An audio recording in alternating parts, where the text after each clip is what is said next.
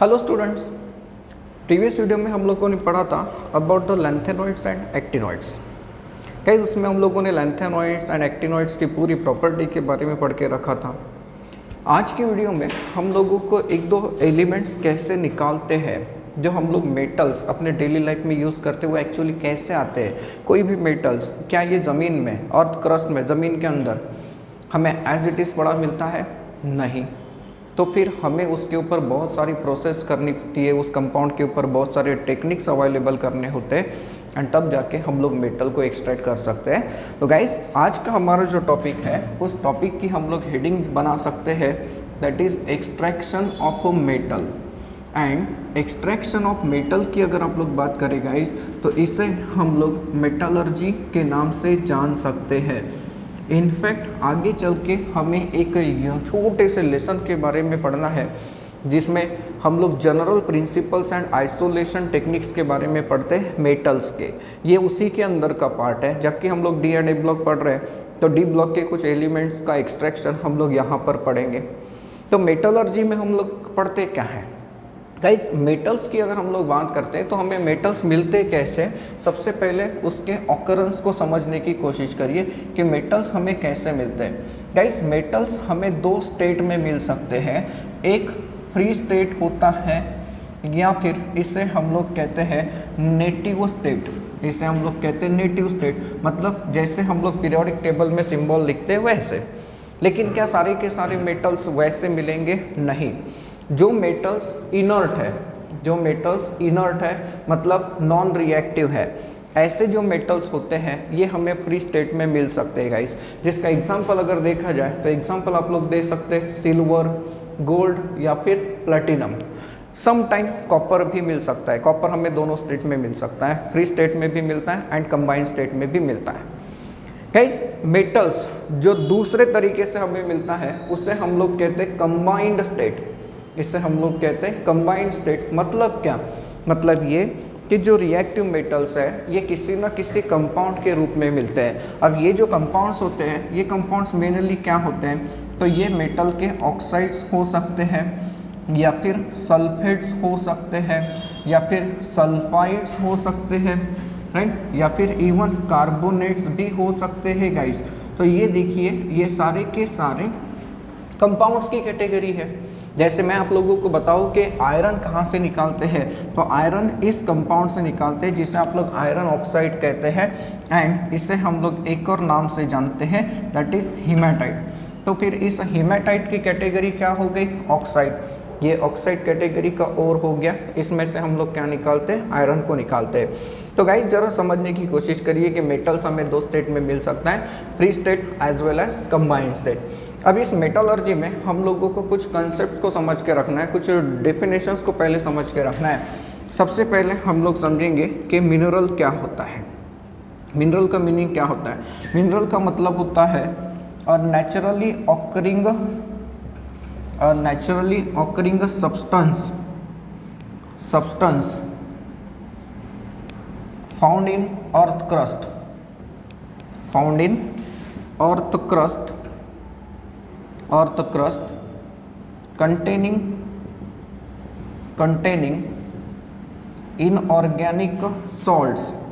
containing inorganic salts, जिसे हम लोग सॉलिड्स भी कह सकते हैं। इसे हम लोग कहते हैं सॉलिड्स। एंड इसके अलावा सिलिशियस मैटर मतलब मिट्टी वाला सिलिशियस मैटर, इसे हम लोग कहते हैं मिनरल। देखिए समझने की कोशिश करिए। मिनरल का मतलब होता है ज़मीन के अंदर मिलने वाला एक कंपाउंड, इनऑर्गेनिक कंपाउंड है जिसमें क्या होता है? मेटल के कंपाउंड्स होते हैं, मतलब ऑक्साइड के फॉर्म में, कार्बोनेट के फॉर्म में, सल्फाइड्स के फॉर्म में हो सकता है। इसके अलावा उसमें क्या रह सकता है? Siliceous matter. इसे हम लोग कहते हैं मिनरल। जैसे ये देखिए ये एक मिनरल ही तो हो गया। इवन आपने कभी बॉक्साइट का नाम सुना होगा गाइस। बॉक्साइट की अगर हम लोग बात करते हैं तो bauxite Al2O3 into twice H2O, ये होता है गाइस बॉक्साइट। देखिए ये भी एक मिनरल है। नेक्स्ट डेफिनेशन की तरफ अगर हम लोग चलते हैं तो हमारी नेक्स्ट डेफिनेशन आ जाती है ओर। अब इस ओर का मतलब क्या होता है? ओर का मतलब होता है ऐसा mineral, mineral from which from which metal is extracted, metal is extracted economically. और इसे हम लोग एक और तरीके से डिफाइन कर सकते हैं, a mineral which contains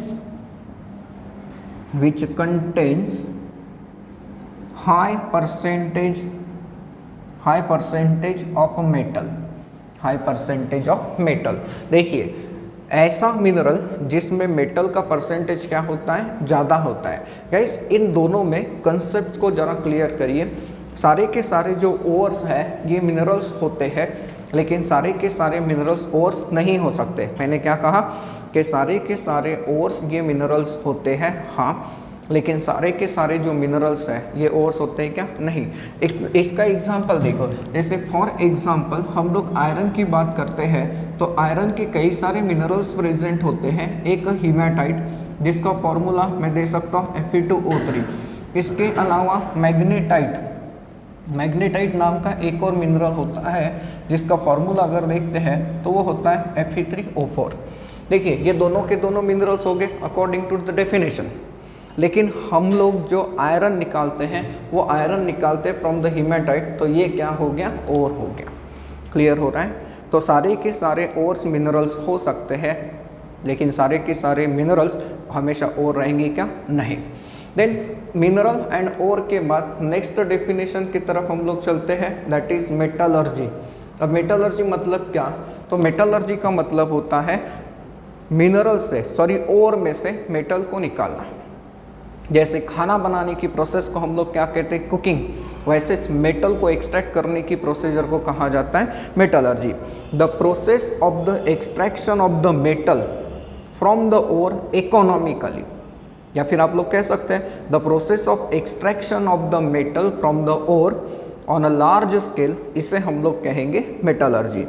guys depending on the nature of the ore, कि ओर कैसा है, उसके अंदर कौन सा मेटल है, उसके हिसाब से हम लोग मेटलर्जी अप्लाई कर सकते हैं। अलग अलग टाइप की मेटलर्जी को अप्लाई किया जाता है, जिसमें पहली जो मेटलर्जी होती है इसे हम लोग कहते हैं पायरोमेटलर्जी। नाउ पायरोमेटलर्जी का मीनिंग क्या होना चाहिए, तो पायरोमेटलर्जी, पायरो का मतलब होता है गाइज हीट, पायरोमेटलर्जी का मतलब होता है एक ऐसी प्रोसेस जिसमें ओर को रिड्यूस किया जाता है मेटल में। देखिए अ प्रोसेस, हम लोग इसे समझने की कोशिश करते हैं, a process in which ore is reduced to metal by heating with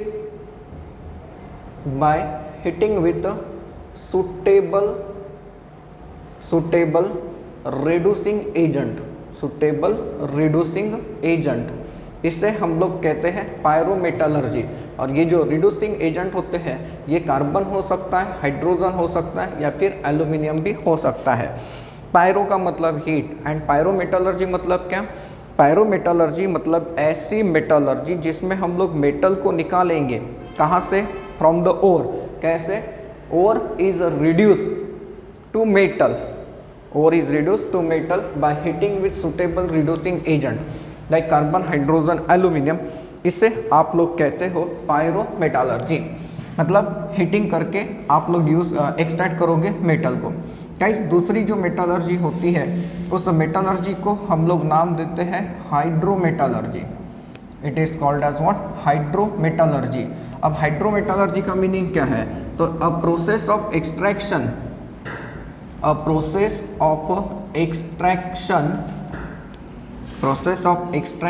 of metal from their aqueous salt solution by using suitable reducing agent, suitable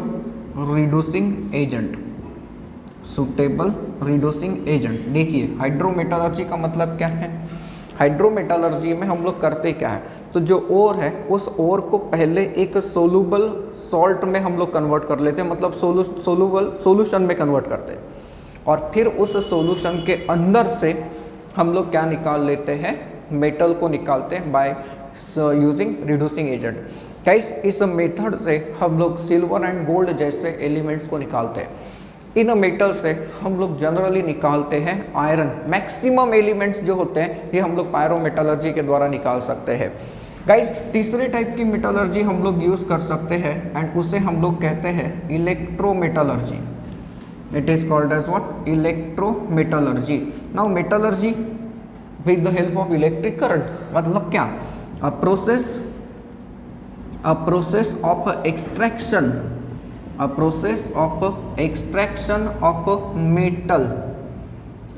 metal from or by electrolytic reduction of molten ore। देखिए हम लोग क्या करेंगे, ऐसे metals की ओर जिसके ऊपर pyrometallurgy या फिर हाइड्रोमेटलर्जी अप्लाई नहीं की जा सकती, ऐसे मेटल्स को एक्सट्रैक्ट किया जाता है with the help of electrometallurgy. जैसे जिसके एग्जांपल अगर हम लोग देखें तो अल्कली मेटल्स ग्रुप नंबर 1 के, alkaline earth metals group number 2 के, ये जो मेटल्स हैं ये जनरली निकाले जाते हैं by the process of electrometallurgy. Now electrometallurgy में हम लोग क्या करते हैं कि जो ओर है मतलब मेटल का कंपाउंड है उसका मोल्टन मास लेते हैं और उसका इलेक्ट्रोलिसिस करते हैं। अगर आपको याद होगा तो आप लोगों ने इलेक्ट्रोकेमिस्ट्री में पढ़ा होगा इलेक्ट्रोलिसिस ऑफ NaCl, उसमें से आपको सोडियम मिला था कि नहीं मिला था? Sodium, right. तो यहाँ पर हम लोग जो मेटलर्जी अप्लाई करेंगे वो with the help of electric current होगा। इलेक्ट्रोलिसिस का प्रिंसिपल यहाँ पे यूज़ किया जाता है। तो डिपेंड्स कि आप किस मेटल को निकालना चाहते हो, किस ओर में से निकालना चाहते हो, उसके हिसाब से हम लोग या तो पायरोमेटलर्जी अप्लाई करेंगे या तो हाइड्रोमेटलर्जी अप्लाई कर सकते हैं या फिर इलेक्ट्रोमेटलर्जी को अप्लाई किया जा सकता है। गाइस अब देखते हैं कुछ मेटल्स, उनके मिनरल्स एंड उनके ओर्स क्या क्या हमें यूज़ करने होते हैं। Metal, mineral and or,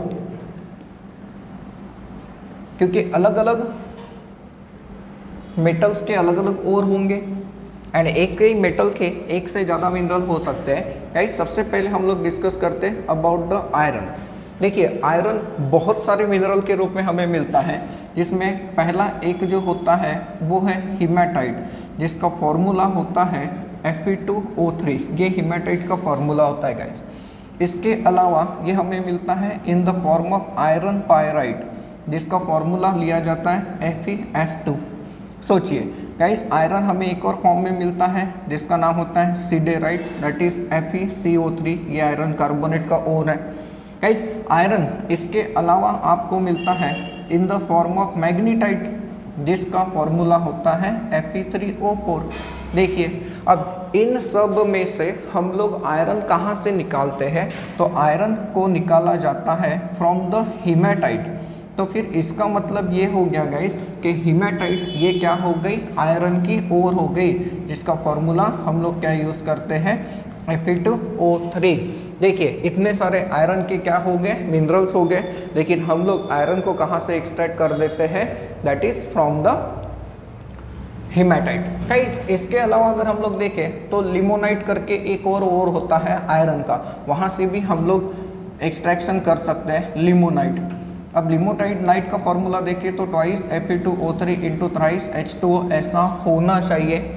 limonite की अगर हम लोग बात करते हैं तो लिमोनाइट जी हाँ ऐसा ही फॉर्मूला होता है। तो इतने सारे मिनरल्स हैं और हीमेटाइट क्या है, आयरन का ओर। गाइस सेकेंड मेटल पे चलते हैं, दैट इज जिंक। अब जिंक के कई सारे मिनरल्स होते हैं, जिसमें पहला होता है जिंक ब्लेंड, जिसका फॉर्मूला होता है ZnS। ये है जिंक ब्लेंड। गाइस इसके अलावा हम लोग जिंक को आइडेंटिफाई कर सकते हैं फ्रॉम कैलामाइन, जिसका फॉर्मूला होता है ZnCO3। ये कार्बोनेट ओर है। इसके अलावा झिनसाइट के रूप में ये आप लोगों को मिलता है, जिसका फॉर्मूला होता है ZnO। गाइस इसके अलावा अगर हम लोग देखें तो ये हमें विलीमाइट के फॉर्म में भी मिलता है, विलीमाइट। अब विलीमाइट का फॉर्मूला अगर देखें तो Zn2SiO4 हो सकता है, दैट इज ये एक टाइप से अगर देखा जाए तो सिलिकेट ओर है। हाँ अब जिंक के इतने सारे मिनरल्स हैं, लेकिन हम लोग जिंक को निकालते हैं फ्रॉम द जिंक ब्लेंड। तो जिंक ब्लेंड यहाँ से हम लोग जिंक को निकालते हैं। तो इसका मतलब ये कि जिंक का ओर क्या है, तो जिंक का ओर क्या हो गया, जिंक ब्लेंड हो गया। गाइस इसके अलावा अगर हम लोग कॉपर को देखें तो कॉपर के भी बहुत सारे मिनरल्स आप लोगों को देखने मिल जाएंगे। कॉपर के भी बहुत सारे मिनरल्स होते हैं। कैसे होते हैं, सबसे पहले हम लोग लेते हैं चाल्कोपाइराइट। चाल्कोपाइराइट का फॉर्मूला होता है गाइस CuFeS2, ये है चाल्कोपाइराइट। गाइस इसके अलावा ये आपको मिलता है चाल्कोसाइट के रूप में, चाल्कोसाइट, और इसे हम लोग कहते हैं कॉपर ग्लांस। कॉपर ग्लांस इसे हम लोग कहते हैं, दैट इज जिसका फॉर्मूला होता है Cu2S।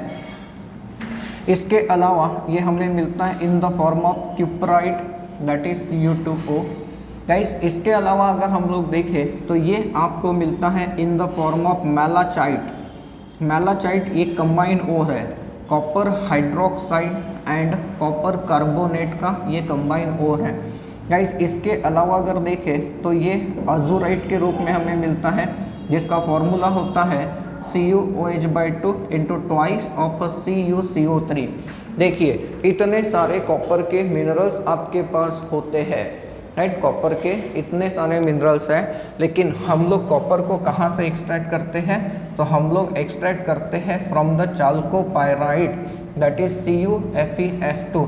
तो यहाँ पर ध्यान दीजिए इतने सारे मिनरल्स है कॉपर के, लेकिन कॉपर का और कौन सा है, चाल्कोपाइराइट है। गाइस इसके बाद हम लोग एल्यूमिनियम को समझते हैं। एल्यूमिनियम के मिनरल्स क्या क्या हो सकते हैं। गाइस एल्यूमिनियम के भी मिनरल्स आप लोगों को बहुत सारे मिलते हैं, जिसमें पहला अगर हम लोग देखें तो ये होता है बॉक्साइट। एंड बॉक्साइट की अगर बात करते हैं तो इसका फॉर्मूला हम लोग देते हैं Al2O3 into twice H2O। Guys इसके अलावा डायस्पोर, ये भी एल्यूमिनियम का मिनरल होता है, जिसका फॉर्मूला होता है Al2O3 इंटू H2O। इसके अलावा अगर हम लोग देखें तो कोरंडम, कोरंडम एक और है, दैट इज Al2O3। देखिए यहाँ पर एक एक वाटर मॉलिक्यूल कम कम हो रहा है। सिमिलरली आप लोगों को एल्यूमिनियम मिलता है in the form of cryolite, जिसका फॉर्मूला होता है Na3Alf6। गाइस इतने सारे मिनरल्स अवेलेबल है एल्यूमिनियम के लिए, लेकिन और अगर हम लोग देखते हैं तो और होता है bauxite, that is Al2O3 into twice H2O। तो यहाँ पर आप लोगों ने कई सारे एलिमेंट्स एंड उनके मिनरल्स एंड ओर्स के बारे में समझा। गाइस नेक्स्ट पॉइंट की तरफ हम लोग चलते हैं, that is steps involve. Steps involve in the extraction of metal, जिससे मैं ये वाली हेडिंग दे सकता हूँ, steps involve in the metallurgy. अब आप लोग ज़रा सोचिए, आपको कोई स्पेशल डिश बनानी है, कुकिंग कराना है, तो आपको उसकी पूरी तैयारी करनी पड़ेगी एंड स्टेप बाय स्टेप उसकी प्रोसीजर फॉलो करना पड़ेगा। ठीक वैसे जब हमें मेटल्स को एक्सट्रैक्ट करना होता है फ्रॉम देयर ओर, तो हमें भी बहुत सारी तैयारी करनी होती है एंड बहुत सारे स्टेप्स को फॉलो करना होता है।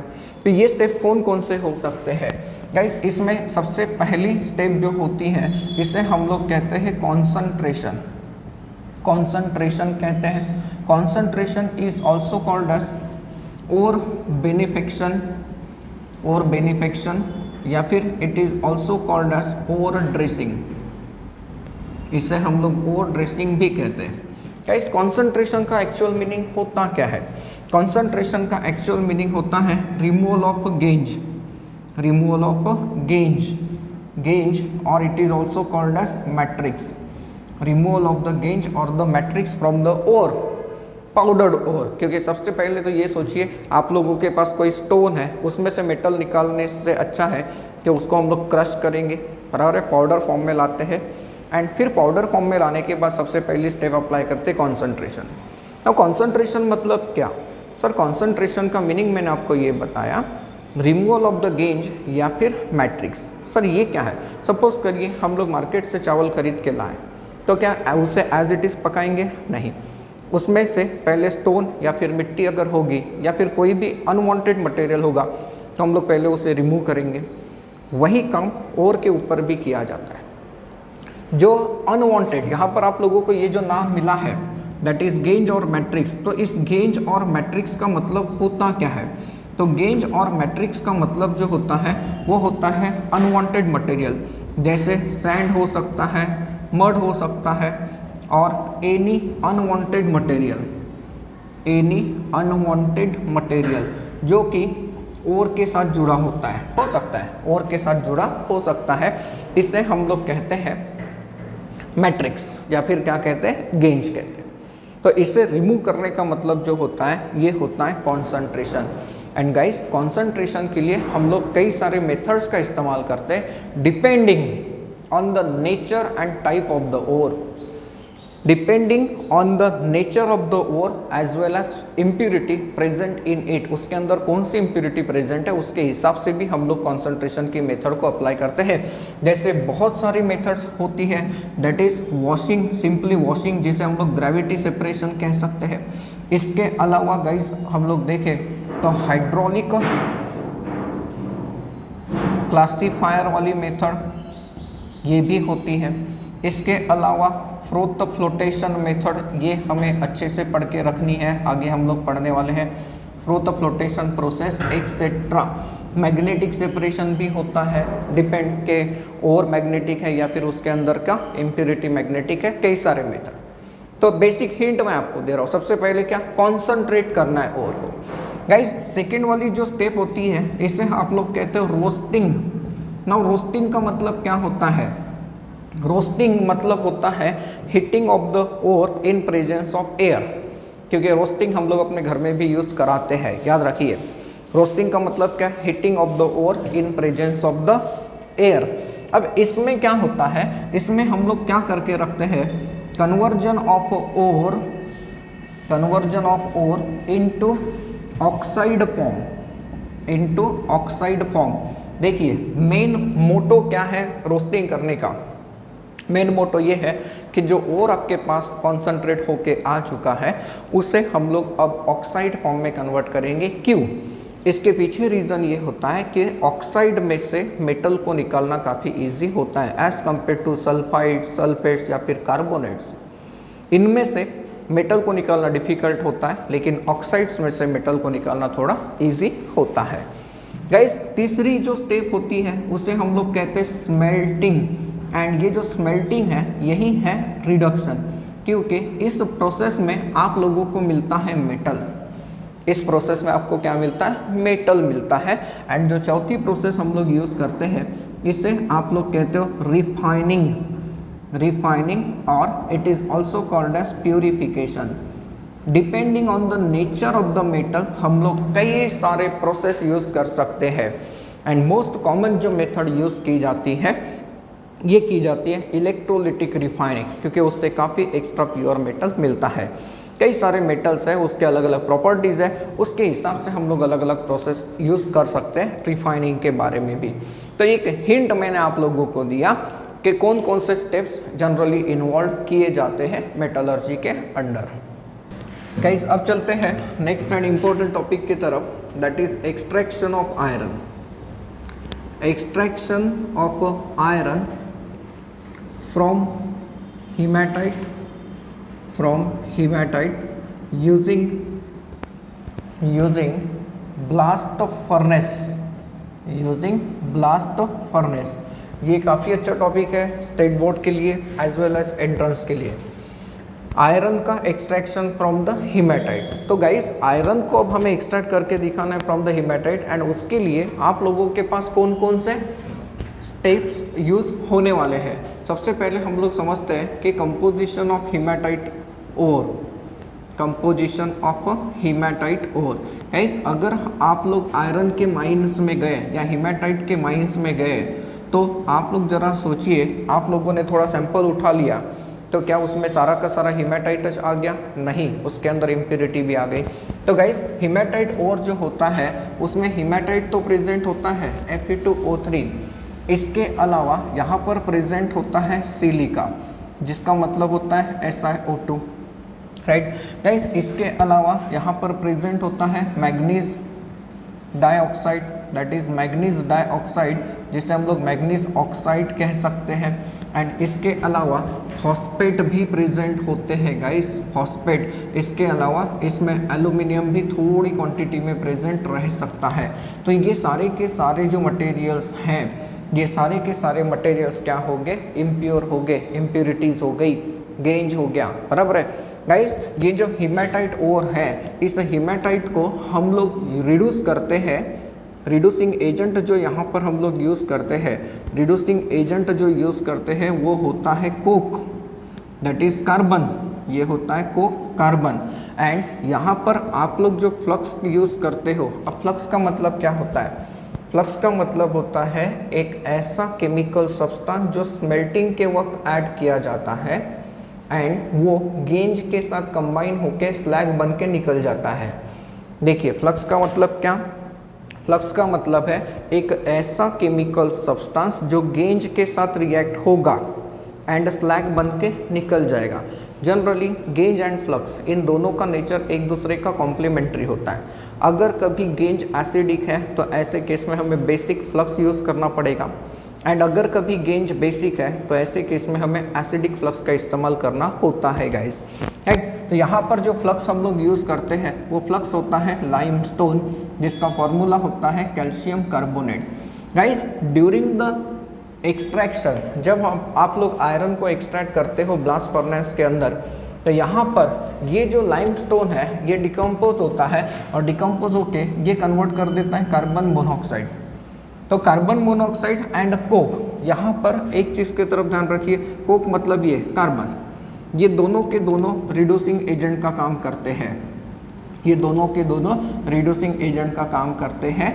तो ये इस एक्सट्रैक्शन की थीम हो गई, मतलब ब्लास्ट फर्नेस जो कि ऐसा डिवाइस होता है। इस ब्लास्ट फर्नेस के अंदर हम लोग क्या ऐड करेंगे, ओर ऐड करेंगे एंड इसके अलावा फ्लक्स ऐड करके इसे कोक के साथ मिलाकर हीट कर देंगे, तब जाके रिएक्शन होगी एंड धीरे धीरे आप लोगों को आयरन मिलता जाएगा।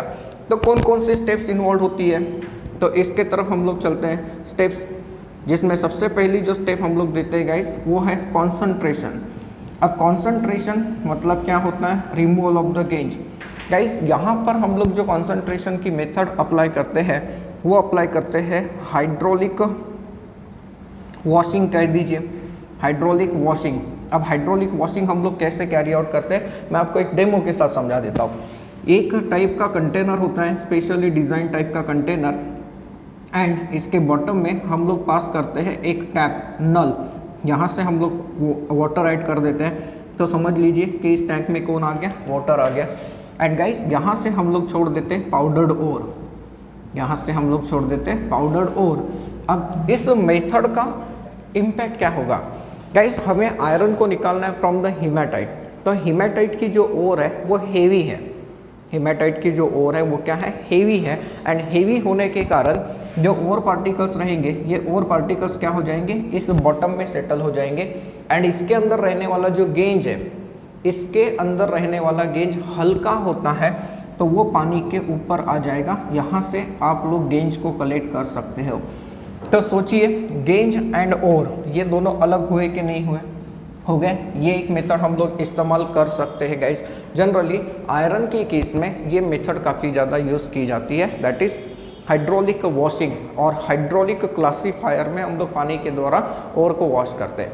इससे क्या होता है, जो हेवी ओर है ये हेवी ओर बॉटम में कलेक्ट हो जाएगी एंड जो पाउडर्ड गेंज है, हल्का गेंज है, ये यहाँ से रिमूव हो जाएगा। ये सबसे पहली स्टेप गाइस। इसमें दूसरी जो स्टेप होती है ये होती है रोस्टिंग। अब रोस्टिंग का मीनिंग क्या होता है वो जरा समझो, याद करो। मैंने रोस्टिंग के बारे में क्या बताया था कि रोस्टिंग मतलब conversion of the ore into oxide form. Guys जब हम लोग हीमेटाइट की ओर को रोस्ट करते हैं तो उसके अंदर अगर कहीं सल्फर की इम्प्यूरिटी प्रेजेंट है तो ये ऑक्सीजन के साथ बर्न हो जाएगी, सल्फर डाइऑक्साइड गैस बन के निकल जाएगा। गाइस अगर आर्सेनिक प्रेजेंट है तो ये ऑक्सीजन के साथ कंबाइन हो जाएगा एंड आर्सेनिक ऑक्साइड जो कि वोलेटाइल होता है ये बन के निकल जाएगा। इसके अलावा अगर ओर में मॉइस्चर है, सबसे पहला काम मॉइस्चर अगर है तो वो भी निकल जाएगा, बराबर है। एंड इफ अगर यहाँ पर कोई आयरन का ऑक्साइड इस फॉर्म में है, दैट इज फेरस ऑक्साइड के फॉर्म में है। गाइस फेरस ऑक्साइड के फॉर्म में अगर है तो ये फेरस ऑक्साइड जब रोस्टेड होता है तो ये कन्वर्ट हो जाता है इनटू Fe2O3। Into Fe2O3। तो अब देखिए पूरा का पूरा जो ओर है ये किस फॉर्म में आ चुका है, that is in the form of the roasting, sorry in the form of the Fe2O3, ये ऑक्साइड के फॉर्म में आ चुका है। गाइस इसमें थर्ड वाली जो स्टेप है that is most important step, that is called as reduction या फिर स्मेल्टिंग। अब रिडक्शन या फिर स्मेल्टिंग की अगर हम लोग बात करते हैं, तीसरी जो स्टेप हम लोग देते हैं दैट इज रिडक्शन या फिर स्मेल्टिंग। तो रिडक्शन या फिर स्मेल्टिंग ये हम लोग कैरी आउट करते हैं in a specially designed apparatus furnace जिसका नाम होता है ब्लास्ट फर्नेस। अब ब्लास्ट फर्नेस की डायग्राम ड्रॉ करके तो ऐसा क्वेश्चन पहले के ज़माने में आता था, अब तो नहीं आएगा स्टेट बोर्ड में। लेकिन ब्लास्ट फर्नेस है क्या?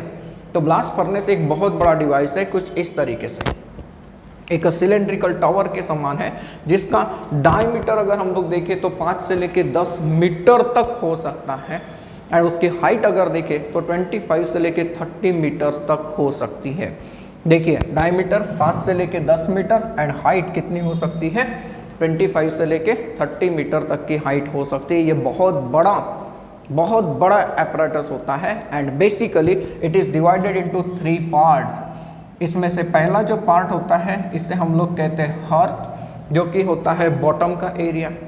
थोड़ा सा ऊपर आने के बाद ये आप लोगों को देता है ट्वायर का एरिया, जहाँ से हीटिंग सप्लाई की जाती है।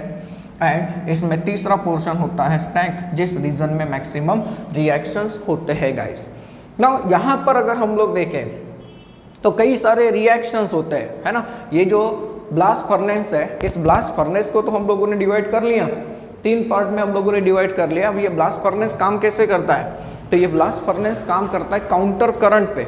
मतलब क्या? मतलब यहाँ का जो एरिया है वो कप एंड कोन मॉडल होता है। अब कप एंड कोन मॉडल कैसा होगा, यहाँ पर जो अरेंजमेंट होती है ये कुछ इस टाइप से होती है। देखिए इसके ऊपर से हम लोग ओर को छोड़ते हैं, तो जैसे ही यहाँ से ओर को छोड़ते हैं तो यहाँ पर ओर कलेक्ट हो जाएगा, कंटेनर पूरा बंद है। जैसे ये रोटेट होगा ये ओर यहाँ से अंदर गिर जाएगा एंड यहाँ से हॉट गैसेस क्या हो जाएगी, बाहर हो जाएगी। फिर से जैसे ही ये अपनी जगह पे जाके लॉक होगा, फिर से पूरी की पूरी हॉट गैसेस जो रहेगी, ये हॉट गैसेस इस ब्लास्ट फर्नेस के अंदर लॉक हो जाएगी, जिसके कारण इसका टेम्परेचर क्या होगा, बना हुआ रहेगा। तो गाइस यहाँ पर जो रिएक्शंस होती है ये हम लोग अलग अलग जोन में पढ़ते हैं, अलग अलग जोन में रिएक्शंस को क्लासीफाई करते हैं। मीन्स यहाँ अगर हम लोग देखें ब्लास्ट फर्नेस के टेम्परेचर को देखें तो टॉप टू बॉटम जैसे जैसे आ रहे हैं वैसे वैसे टेम्परेचर बढ़ रहा है। जैसे जैसे हम लोग ऊपर से नीचे तक आते हैं वैसे वैसे टेम्परेचर क्या होता है, बढ़ता है। तो आगे के रिएक्शंस कैसे होते हैं अब हम लोग समझते हैं। यहाँ पर बेसिकली अगर देखा जाए तो इसमें जो रिएक्शंस होती है ये हम लोग 3 जोन में पढ़ते हैं, ये 3 जोन में पढ़ते हैं। चौथा रिएक्शंस को अगर हम लोग देखें तो 3 जोन में रिएक्शंस इन ब्लास्ट फर्नेस, ये हम लोग 3 जोन में कैसे पढ़ते हैं। तो इसमें पहला जो जोन हम लोग देते हैं गाइस, उसे हम लोग कहते हैं जोन ऑफ कंबस्शन। क्या कहते हैं? Zone of combustion. Zone of combustion 5 से लेके 10 मीटर की हाइट में होता है। एंड यहाँ पर क्या होता है, जोन ऑफ कंबस्शन में जो कोक है, जो रिड्यूसिंग एजेंट है, ये बर्न होता है गाइस। दूसरा अगर हम लोग जोन देखते हैं तो उसे हम लोग कहते हैं zone of reduction. Zone of reduction guys, zone of reduction को अगर हम लोग देखें तो ये नियर अबाउट 22 से लेके 25 मीटर की हाइट में होता है। एंड तीसरा जोन जो होता है इसे हम लोग कहते हैं जोन ऑफ स्लैग फॉर्मेशन।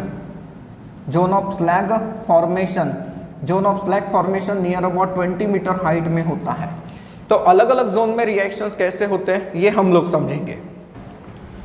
तो गाइज अब अलग अलग रिएक्शंस को हम लोगों ने जोन में क्लासीफाई किया। सबसे पहले हम लोग देखते हैं कि जोन ऑफ कंबस्शन में होने वाली जो रिएक्शन है वो कौन सी रिएक्शन होती है। पहला जो जोन हम लोगों ने दिया था वो कौन सा दिया था, जोन ऑफ कंबस्शन, बराबर है।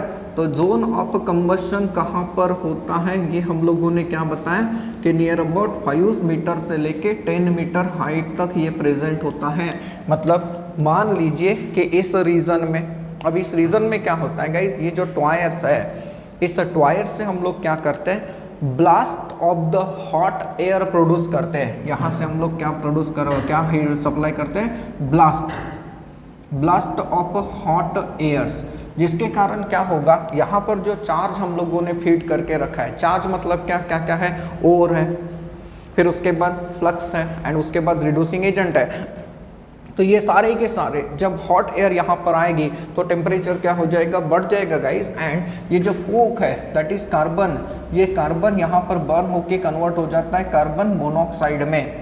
नाउ गाइस ये जो रिएक्शन है ये रिएक्शन हाईली एक्सोथर्मिक होती है, बहुत ज़्यादा हीट यहाँ से निकल आती है।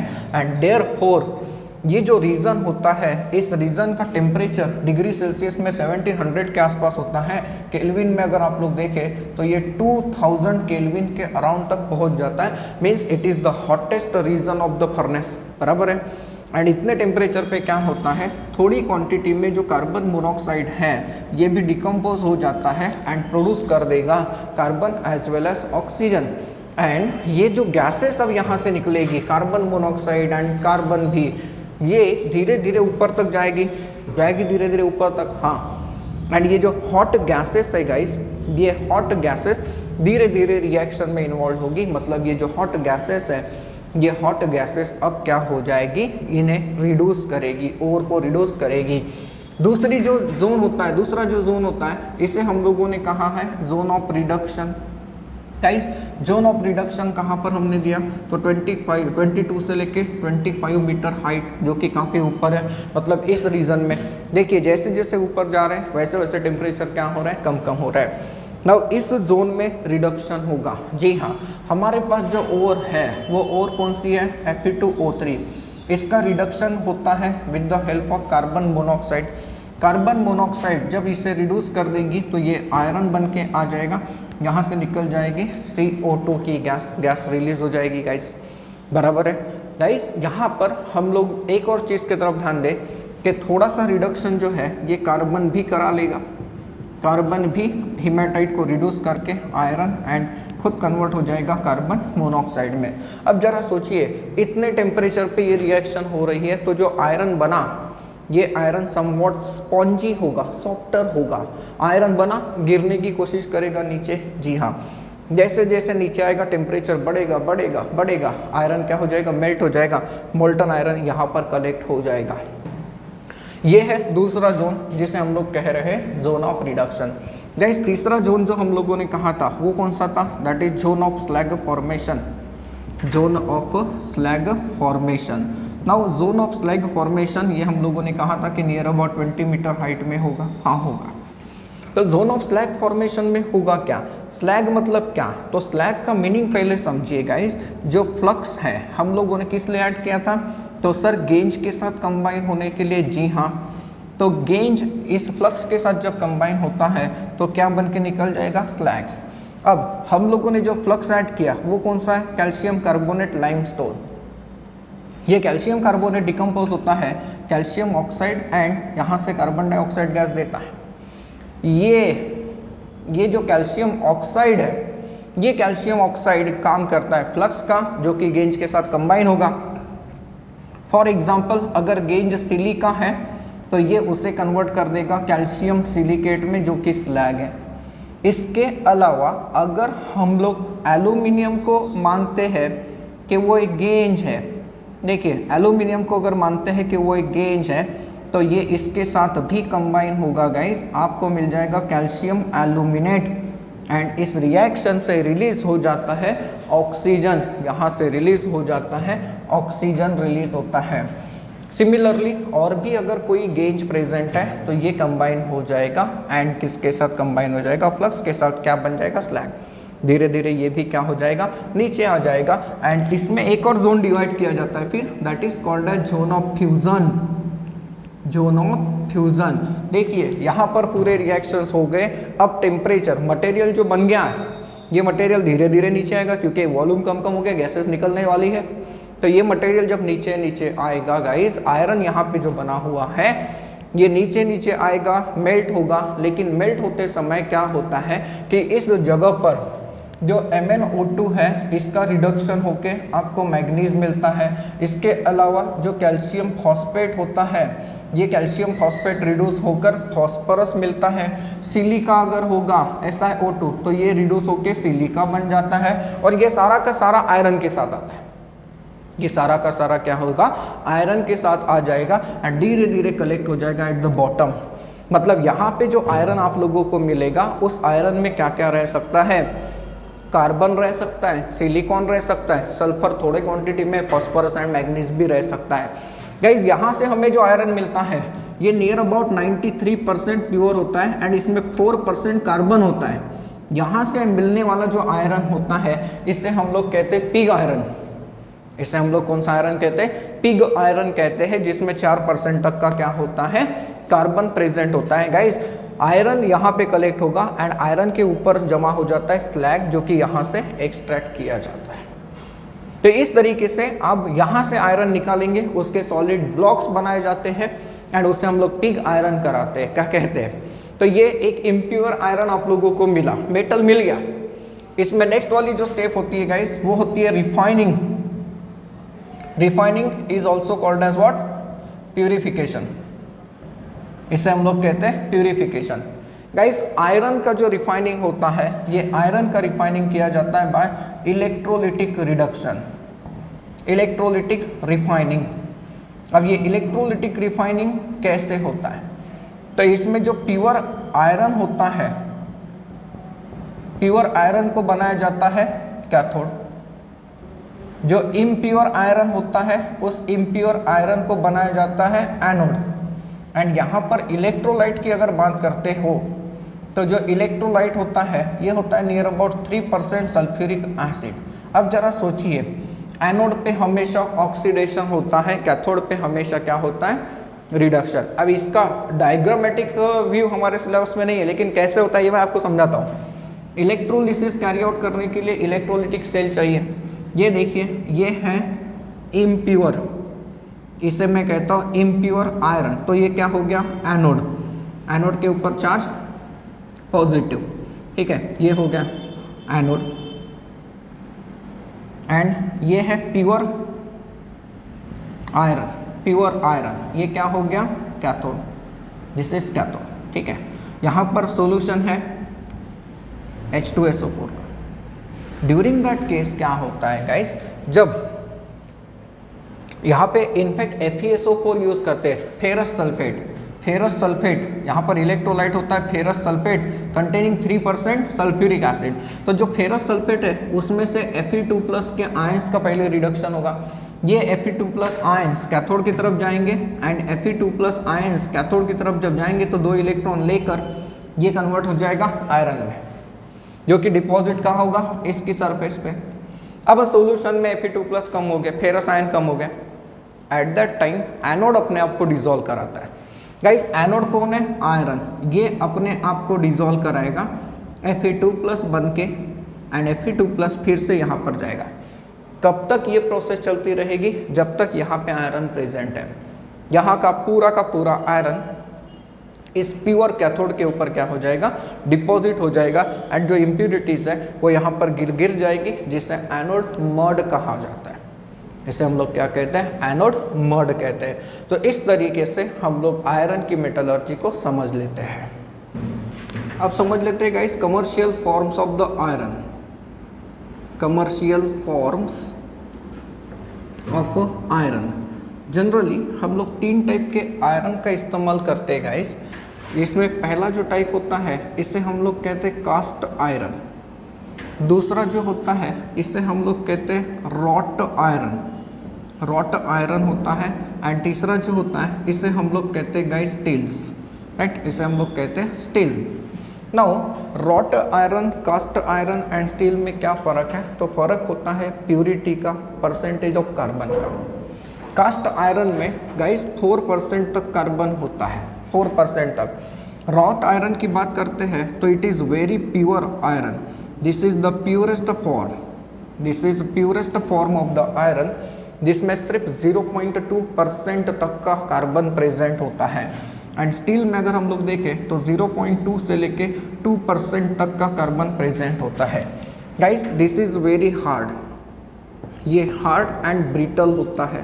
प्योर आयरन की अगर बात करते हैं, मतलब रॉट आयरन, तो रॉट आयरन ये सॉफ्ट होता है। याद रखिए पूरे के पूरे प्योर मेटल जो होते हैं ये सॉफ्ट होते हैं। एंड स्टील की अगर हम लोग बात करते हैं तो नाइदर टू हार्ड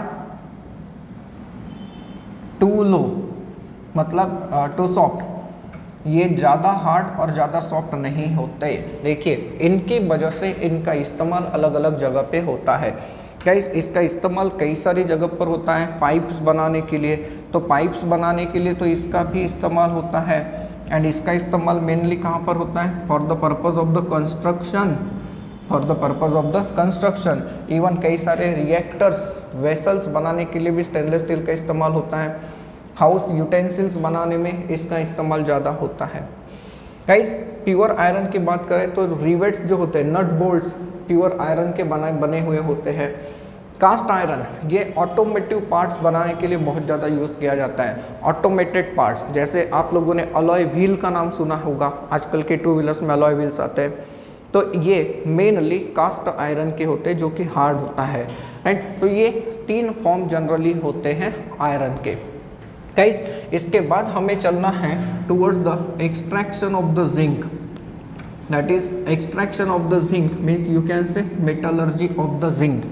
अब एक्सट्रैक्शन ऑफ जिंक, जिंक की अगर हम लोग बात करते हैं गाइस, तो जिंक एक ऐसा मेटल है जो कि रिएक्टिव होता है। एंड रिएक्टिव होने के कारण ये कभी भी हमें फ्री स्टेट में नहीं मिलता, ये हमेशा हमें कंबाइन फॉर्म में मिलता है। तो जिंक के कौन कौन से मिनरल्स होते हैं, तो ये आज हम लोगों ने पढ़ के रखा ही है, ऐसा नहीं कि नहीं। तो एक होता है जिंक ब्लेंड, जिसका फॉर्मूला हम क्या देते हैं? ZnS देते हैं। इसके अलावा कैलामाइन, जिसका फॉर्मूला हम देते हैं ZnCO3। गाइस इसके अलावा हमने झिनसाइट पढ़ा था, जिसका फॉर्मूला क्या होता है? ZnO होता है। इसके अलावा विलीमाइट होता है, विलेमाइट इसे कहा जाता है, दैट इज Zn2SiO4, ये भी होता है। एंड अगर हम लोग जिंक के ओर की बात करते हैं गाइस, तो जिंक का ओर जो होता है वो होता है zinc blende, means zinc blende में से हम लोगों को क्या निकाल के दिखाना पड़ेगा? जिंक को निकाल के दिखाना पड़ेगा। तो जिंक के मेटलर्जी में कौन कौन से स्टेप्स का इस्तेमाल होता है? तो ऑब्वियसली गाइस जो पहली स्टेप होती है वो क्या होती है? कॉन्संट्रेशन की। पहली स्टेप कौन सी होती है? कॉन्संट्रेशन। कॉन्संट्रेशन मतलब रिमूवल ऑफ द गेज, बराबर है ना। नाउ कॉन्संट्रेशन, जिंक सल्फाइड का कॉन्संट्रेशन हम लोग अलग अलग मेथड के द्वारा कर सकते हैं गाइस, जिसमें पहली जो मेथड है वो एक होती है ग्रेविटी सेपरेशन। अब ग्रेविटी सेपरेशन क्यों? इस मेथड में क्या करते हैं गाइस, सपोज करिए कि हमारे पास कुछ स्टीयर्स है, स्लोपी एरिया है, तो हम लोग क्या करते हैं, यहाँ पर ओर रख देते हैं, ये है पाउडर्ड ओर, एंड इसे वॉश करते हैं with the help of the water. यहाँ से वाटर पास कर देंगे। जैसे जैसे ये वाटर आगे जाएगा वैसे वैसे अपने साथ हेवी पार्टिकल्स को लेके बहेगा, एंड हेवी पार्टिकल जो है वो धीरे धीरे करके क्या हो जाएंगे, यहाँ पर सेटल हो जाएंगे। एंड सबसे आखिरी स्टीयर्स में यहाँ पर सबसे लाइटर मटेरियल निकल के आ जाएंगे, वजन में जो हल्के है वो, एंड ये होता है गेज। देखिए ये एक तरीका हम लोग यूज़ कर सकते हैं गाइस। दूसरा जो तरीका हम लोग यूज़ करते हैं उसे हम लोग कहते हैं magnetic separation. Magnetic separation, magnetic separation ये हम लोग कब यूज़ करते हैं? जब ओर या फिर गेंज इसमें से कोई मैग्नेटिक होगा तब। जैसे हमारे पास जो ओर है वो है जिंक सल्फाइड, जिसे हम लोग जिंक ब्लेंड कहते हैं। ये जो ओर है गाइस ये डायमैग्नेटिक है, ये डायमैग्नेटिक है, लेकिन इसके अंदर आयरन की इम्प्योरिटी अगर आ जाए, इसके अंदर अगर आयरन की इम्प्योरिटी आ जाए तो ये क्या हो जाती है? पैरामैग्नेटिक। तो अब इस मिक्सचर में से आप लोग मैग्नेट को पास करो तो, या फिर इस मिक्सचर को मैग्नेट के ऊपर से पास करो, क्या होगा? जो मटेरियल मैग्नेटिक है वो मैग्नेट को जाके चिपक जाएगा, बिल्कुल। एंड जो मटेरियल डायमैग्नेटिक है वो मैग्नेट से थोड़ा दूर जाके गिरेगा। जी हाँ। तो अब आप लोग सोचिए, मैग्नेटिक एंड डायमैग्नेटिक और सेपरेट हो सकती है कि नहीं हो सकती? डेफिनेटली हो सकती है। तो ये भी मेथड यूज़ करते हैं। एंड तीसरी मेथड जो होती है, that method is called as flotation process. ये एक इम्पोर्टेंट मेथड होती है गाइस। ये जो मेथड है it is mainly used for sulphide ores. Sulphide ores के लिए इसका इस्तेमाल किया जाता है। इसके पीछे रीज़न क्या है? इसके पीछे एक सिंपल रीज़न है कि जो सल्फाइड के ओर्स होते हैं these are moistured in the oil, ये ऑयल में गीले होते हैं एंड उसके अंदर की जो इम्प्यूरिटी है वो पानी में गीली होती है। मतलब ज़रा सोचिए कि मेरे पास दो कंपोनेंट का मिक्सचर है, मैंने यहाँ पे डाल दिया ऑयल एंड वाटर, तो ऑब्वियसली ऑयल ऊपर रहेगा एंड नीचे वाली लेवल में कौन रहेगा? वाटर। तो ए एंड बी यहाँ पर मैंने मिक्सचर डाल दिया। सपोज करिए कि बी ऑयल से गीला होता है और ए पानी में गीला होता है, तो इसे मिक्स कर दीजिए एंड अलाउ टू स्टैंड, रख दीजिए। क्या होगा? जो मटेरियल ऑयल में गीला होगा वो धीरे धीरे ऑयल में चला जाएगा एंड जो मटेरियल पानी में गीला हो जाएगा वो पानी के अंदर आ जाएगा। यही प्रिंसिपल यूज़ किया जाता है फ्रूट फ्लोटेशन प्रोसेस में, जो कि ऐसे होती है। देखिए एक कंटेनर है एंड इस कंटेनर में हम लोग क्या लेते हैं? इस कंटेनर में हम लोग ओर लेते हैं एंड इस ओर में हम लोग थोड़ा सा ऑयल एंड वाटर भी ऐड कर देते हैं guys, oil and water. And then after यहाँ से पास कर दे कंप्रेस्ड एयर को। जब कंप्रेस्ड एयर को पास करेंगे तो ये अच्छे से उसे मिक्स कर देगा, काफ़ी अच्छे विगरस मिक्सिंग हो जाएगी, जिसके कारण क्या होगा? यहाँ पर प्रोड्यूस हो जाएगा फोम। फोम का दूसरा नाम होता है फ्रोथ। फोम का दूसरा नाम क्या होता है? फ्रोथ। धीरे धीरे फ्रोथ बनने लगेगा एंड जब आप लोग एयर का सप्लाई रोक दोगे तो फ्रोथ ऊपर आएगा। फ्रोथ जब ऊपर आएगा तो अपने साथ क्या लाएगा? वो लाएगा सल्फाइड ओर को। देखिए यहाँ से हम लोग सल्फाइड ओर को क्या कर देंगे? अलग कर देंगे एंड यहाँ पर क्या हो जाएगा? पानी में कौन चला जाएगा? पानी में चला जाएगा गेज। यहाँ पर जनरली हम लोग पाइन ऑयल का इस्तेमाल करते हैं, थोड़ा सा सस्ता होता है, पाइन ऑयल का इस्तेमाल करते हैं ना। ये जो मेथड है मेनली सल्फाइड ओर के लिए तो यूज़ करते हैं। इस मेथड का एडवांटेज भी है। इस मेथड का एडवांटेज ये है कि कभी कभी हम लोग दो सल्फाइड ओर को सेपरेट कर सकते हैं। फॉर एग्जाम्पल जैसे जिंक ब्लेड ZnS है प्लस PbS गैलेना, इसे हम लोग कहते हैं गैलेना। इसमें हम लोग क्या करते हैं? सुटेबल केमिकल डालते हैं जिसे हम लोग कहते हैं डिप्रेशन। इसमें हम लोग ऐड कर देते हैं सोडियम साइनाइड। ये जो सोडियम साइनाइड है, ये सोडियम साइनाइड इस जिंक साइनाइड के साथ कंबाइन होता है, इसके साथ नहीं होता, तो ये बाहर निकल जाता है, ये यहीं पर रह जाता है। ये सल्फाइड ओर को सेपरेट करने के लिए, उसे कॉन्सेंट्रेट करने के लिए यूज करने वाली खास मेथड होती है। फ्रूट फ्लोटेशन काफ़ी इंपॉर्टेंट मेथड है ये। ऐसे क्वेश्चन आ सकते हैं कि ये ओर है, आप लोग इसे कैसे कॉन्सेंट्रेट करोगे? तो मेनली बहुत सारे मेथड मैंने बताया, लेकिन मेनली कौन सी मेथड यूज होनी है? फ्रूट फ्लोटेशन, अगर सल्फाइड ओर है तो। सो कॉन्सेंट्रेशन के बाद जो नेक्स्ट स्टेप हम लोग अप्लाई करते हैं गाइस, वो अप्लाई करते हैं roasting. Zinc sulphide that is zinc blende, इसमें से जिंक को निकालना डिफिकल्ट होता है, इसीलिए रोस्टिंग अप्लाई करते हैं। रोस्टिंग का प्रिंसिपल क्या बताएं? कि जिसमें ओर जो है ये ऑक्साइड फॉर्म में आना चाहिए। गाइस ये हम लोग कैरी आउट करते हैं एक स्पेशली डिजाइंड एपरेटस में, जिसका नाम होता है रिवर्बरेटरी फर्नेस। नाम याद रखोगे, कभी ऐसा क्वेश्चन अगर पूछा कि रोस्टिंग किस डिवाइस में कैरी आउट करते हैं, उसका नाम क्या है? तो रिवर्बरेटरी फर्नेस। गाइस जब हम लोग रोस्टिंग कैरी आउट करते हैं तो जो जिंक सल्फाइड का ओर है, इसे हम लोग हीट करते हैं ऑक्सीजन के साथ। रोस्टिंग में टेम्परेचर की तरफ काफ़ी ध्यान रखा जाता है, उतने ही टेम्परेचर पे हम लोग हीट करते हैं ताकि और मेल्ट ना हो, मतलब मेल्टिंग पॉइंट के थोड़े कम टेम्परेचर पे। तो ड्यूरिंग दैट केस जो सल्फाइड ओर है, ये सल्फाइड ओर कन्वर्ट हो जाती है ऑक्साइड ओर में एंड यहाँ से रिलीज हो जाएगी सल्फर डाइऑक्साइड की गैस, जो कि एक इम्पोर्टेंट इंडस्ट्रियल बाय प्रोडक्ट है। इसका इस्तेमाल करके सल्फ्यूरिक एसिड को प्रिपेयर करके दिया जाता है। गाइस रोस्टिंग के वक्त हमें एक और चीज़ ध्यान रखनी है कि कभी कभी क्या होता है कि जो जिंक सल्फाइड है ये कन्वर्ट हो जाता है into the zinc sulphate and therefore ये जो जिंक सल्फेट है, इस जिंक सल्फेट को फिर हम लोग 1200 केल्विन टेम्परेचर के आसपास जब डिकम्पोज करते हैं तो ये कन्वर्ट होता है इनटू जिंक ऑक्साइड एंड यहाँ से रिलीज हो जाती है सल्फर डाइऑक्साइड की गैस प्लस ऑक्सीजन। एंड ये हमें ध्यान रखना होता है ड्यूरिंग रोस्टिंग। अब ओर को देखिए, और किस फॉर्म में आ चुकी है, जिंक ऑक्साइड के फॉर्म में, ऑक्साइड फॉर्म में। तो नेक्स्ट वाली जो स्टेप होती है दैट इज रिडक्शन, या फिर इसे आप लोग क्या कहते हो, स्मेल्टिंग। एंड जिंक का रिडक्शन हम लोग एक स्पेशल एपरेटस में करते हैं जिसका नाम होता है वर्टिकल रेटॉर्ट। एंड ये जो प्रोसेस होती है इसे कंटिन्यूअस वर्टिकल रेटॉर्ट प्रोसेस हम लोग कहते हैं गाइस। वर्टिकल रेटॉर्ट, वर्टिकल कॉलम है, देखिए ये जो वर्टिकल रेटॉर्ट होता है ये बना होता है रिफ्रैक्टरी सिलिका ब्रिक्स का। ये ऐसे ब्रिक्स हैं जो कि बहुत ज़्यादा टेम्परेचर को सह सकते हैं। नाउ इसमें हम लोग रिडक्शन कैसे कैरी आउट करते हैं, जो रोस्टेड ओर है इस रोस्टेड ओर को अब हम लोग रिड्यूसिंग एजेंट के साथ मिक्स करते हैं एंड वो रिड्यूसिंग एजेंट होता है कोक।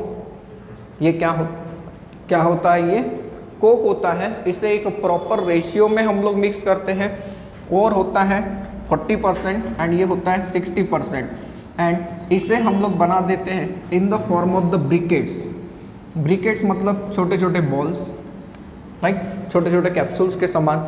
इस ब्रिकेट्स को फिर हम लोग इस कंटेनर में हीट करेंगे, that is called as vertical retort. Guys यहाँ पर ये जो रेटॉर्ट है, इस रेटॉर्ट के आजू बाजू में देखिए एक हीटिंग जैकेट है। एंड इस हीटिंग जैकेट में हम लोग हीटिंग कैरी आउट करते हैं by heating producer gas. Producer gas क्या है, ये भी क्वेश्चन बन सकता है एंट्रेंस में। तो it is the mixture of carbon monoxide plus nitrogen. ये जो हीटिंग गैस है, ये हीटिंग गैस क्या करेगी, प्रोड्यूसर गैस क्या करेगी, इस ब्रिकेट्स का टेम्परेचर बढ़ा देगी। और जब यहाँ पे टेम्परेचर बढ़ेगा तो रिएक्शन होगी रिडक्शन की। कैसे, और किस फॉर्म में आ गया, जिंक ऑक्साइड, कोक कार्बन है। जब यहाँ पे टेम्परेचर बहुत ज़्यादा होता है, नियर अबाउट 1673 केल्विन के आसपास, तो रिडक्शन होता है गाइज। आपको मिलता है जिंक एंड यहाँ से रिलीज हो जाएगी कार्बन मोनोऑक्साइड की गैस। अब देखिए जिंक तो मिलेगा लेकिन टेम्परेचर बहुत ज़्यादा है। टेम्परेचर बहुत ज़्यादा है, इसका इम्पैक्ट क्या होगा कि जो जिंक है ये जिंक वेपराइज होगा। एंड देन जिंक की जो वेपर्स है इन्हें हम लोग इस साइड में कलेक्ट करेंगे, कंडेंस करेंगे। जैसे जैसे टेम्परेचर कम होगा जिंक जो है ये जिंक क्या होगा, लिक्विफाई होगा एंड देन सॉलिडिफाई होगा। गाइस यहाँ पे जो इम्प्योर जिंक आपको मिलता है जनरली 95 से लेके 98% तक का ये जिंक होता है। ये जो जिंक आप लोगों को मिलता है इसे हम लोग कहते हैं स्पेल्टर। एंड जैसे जैसे टेम्परेचर कम होगा यहाँ से वेस्ट गैसेस क्या हो जाएंगी, इवोपरेट हो जाएगी। तो यहाँ आप लोगों को मिलेगा स्पेल्टर। अब इस प्रोसेस को देखिए, इसे हमें रोकने की ज़रूरत नहीं। जैसे ही यहाँ पे बहुत सारी ऐश का लोड गिर जाएगा, ये कंटेनर ओपन हो जाएगा यहाँ से एंड यहाँ से हम लोग वेस्ट मटेरियल को निकाल देंगे। फिर से नए वाले चार्ज को यहाँ पे इंट्रोड्यूस करते जाएंगे। ये प्रोसेस कंटिन्यूस होती जाती है, इसलिए इसे कंटिन्यूस वर्टिकल रेटॉर्ट प्रोसेस कहते हैं। अब इसमें आखिरी वाली जो स्टेप आती है गाइस, वो स्टेप रह जाती है रिफाइनिंग। गाइस जिंक को प्यूरिफाई करने के लिए जो प्रोसेस हम लोग यूज़ करते हैं वो है इलेक्ट्रो रिफाइनिंग। इलेक्ट्रो रिफाइनिंग कैसे, देखिए ये जो स्पेल्टर होता है इस स्पेल्टर को हम लोग डिजोल्व करते हैं डाइल्यूट सल्फ्यूरिक एसिड में। डाइल्यूट सल्फ्यूरिक एसिड में हम लोग इसे क्या करते हैं, डिजोल्व करते हैं एंड फिर इलेक्ट्रोलिसिस करते हैं। इलेक्ट्रोलिसिस कैरी आउट करते समय आपको ये ध्यान रखना है कि यहाँ पे जो कैथोड बना होता है वो एल्यूमिनियम का बना होता है, पूछा जा सकता है। एंड यहाँ पर जो एनोड बना होता है ये होता है लीड का। एंड जो करंट हम लोग यूज़ करते हैं ये करंट होता है 3.5 वोल्ट का। तो जैसे जैसे इलेक्ट्रोलिसिस होगा सॉल्यूशन में से, यहाँ पे जिंक डिजोल्व हो गया, सॉल्यूशन में से जिंक का डिपोजिशन होगा। कहाँ पर डिपोजिशन होगा, उस इलेक्ट्रोड पे जहाँ पे रिडक्शन होता है, मतलब कौन सा, कैथोड। तो एल्यूमिनियम के ऊपर क्या डिपॉजिट हो जाएगा, जिंक डिपॉजिट हो जाएगा। तो गाइज यहाँ पर आते आते हमारा D and F block finish होता है। हमें कुछ मेटल्स की मेटलर्जी और पढ़नी है, लेकिन ये हम लोग मेटलर्जी वाले लेसन में पढ़ेंगे, या फिर पर्टिकुलर ब्लॉक जब हम लोग पढ़ेंगे पीरियोडिक टेबल का तब उसमें हम लोग पढ़ेंगे। फॉर एग्जांपल पी ब्लॉक जब पढ़ेंगे तो उसमें एल्यूमिनियम की मेटलर्जी के बारे में हम लोग पढ़ेंगे। तो ये क्लियर है।